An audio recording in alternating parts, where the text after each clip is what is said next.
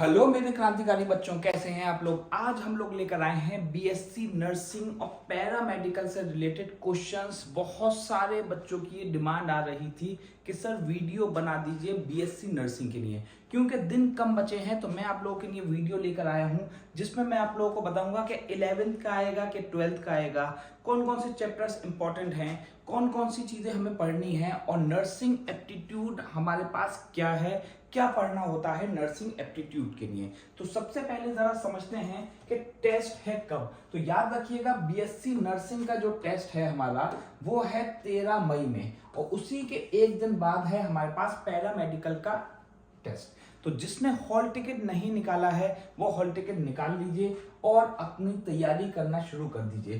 तो BSc nursing का जो सिलेबस है, जो एएमयू ने अपनी ऑफिशियल साइट पे दिया है, वो है सिर्फ 12th की चीजें। तो याद रखिएगा हमें ये सारी चीजें पढ़नी है बीएससी नर्सिंग के लिए। पैरामेडिकल के लिए ये चीजें नहीं है। पैरामेडिकल के लिए हमारे पास नर्सिंग एप्टीट्यूड नहीं होती है, इसके बजाय इसमें होता है हमारे पास इंग्लिश। तो याद रखिएगा इंग्लिश हमें पढ़नी होगी ज्यादा। सारी चीजें 25 नंबर की आती हैं। उसके अलावा क्या चीज अलग होगी पैरामेडिकल के लिए वो हम लोग देखेंगे। नंबर कैसे आ सकते हैं ज्यादा हम वो भी देखते हैं, जरा समझते हैं पहली चीज। तो ये है हमारे पास पैरामेडिकल नर्सिंग का सिलेबस जो कि एएमयू की साइट पे है। जो बच्चे एएमयू की साइट पे जाकर खुद निकालना चाहते हैं तो सबसे पहले एएमयू कंट्रोलर टाइप करें। वो जब एएमयू कंट्रोलर आएगा तो ऑफिशियल साइट आ जाएगी एएमयू की, उसमें फिर सिलेबस है, सिलेबस फॉर टेस्ट। फिर मेडिसिन में आना है आपको और ये सिलेबस आपको भी मिल जाएगा। तो 12th क्लास के लिए हम देख सकते हैं कि यहाँ सिर्फ वही टॉपिक्स हैं जो कि 12th क्लास के हैं। कौन कौन से इसमें ज्यादा इंपॉर्टेंट है, क्योंकि दिन कम बचे हैं, कौन कौन से चैप्टर्स आपको रिवाइज करने पड़ेंगे वो हम देखेंगे। केमिस्ट्री के भी सिर्फ 12th क्लास के चैप्टर्स हैं। तो क्या सिर्फ 12th क्लास की केमिस्ट्री आएगी?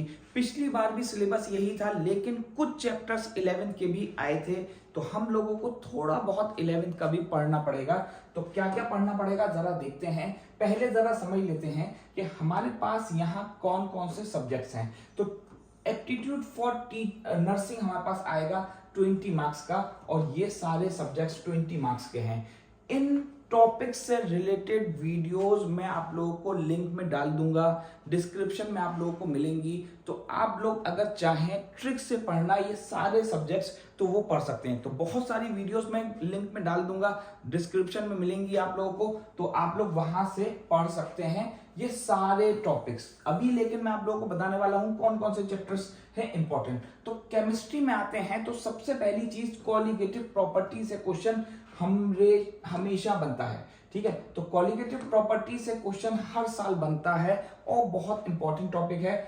रेट कांस्टेंट न्यूमेरिकल जो कि केमिकल काइनेटिक्स से है, केमिकल काइनेटिक्स से ये क्वेश्चन है बनता है रेट कांस्टेंट के लिए। आप लोग जरूर इसको पढ़ लीजिएगा।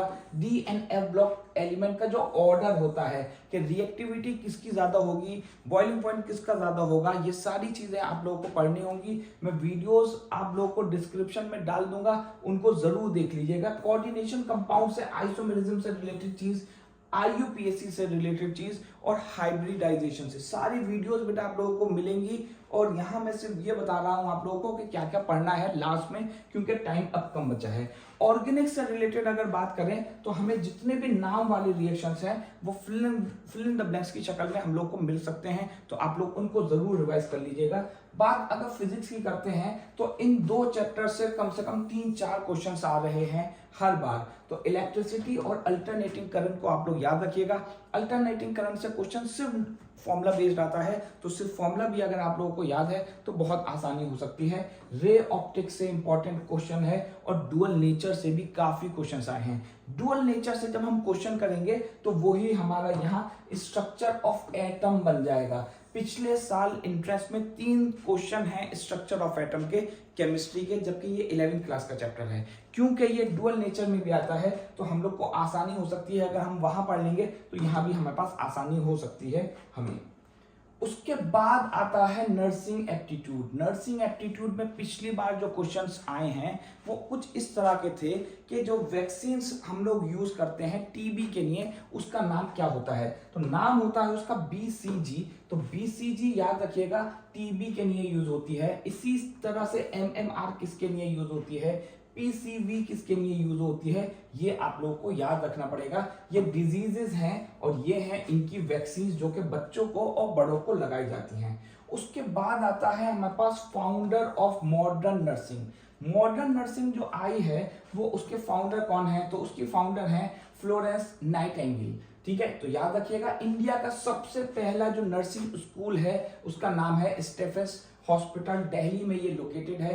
ग्रीन हाउस इफेक्ट से रिलेटेड और नेशनल डिजास्टर से रिलेटेड चीजें बेटा आप लोगों को पढ़नी पड़ेंगी, काफी इंपॉर्टेंट है। तो याद रखिएगा कि नर्सिंग एप्टीट्यूड में हमारे पास ये सारी चीजें आएंगी। ग्रीन हाउस इफेक्ट इनमें से कौन सी है, कौन सी नहीं है, ओजोन लेयर डिप्लेशन, ये सारी चीजें बहुत इंपॉर्टेंट है, इनको आप लोग जरूर पढ़ लिएगा।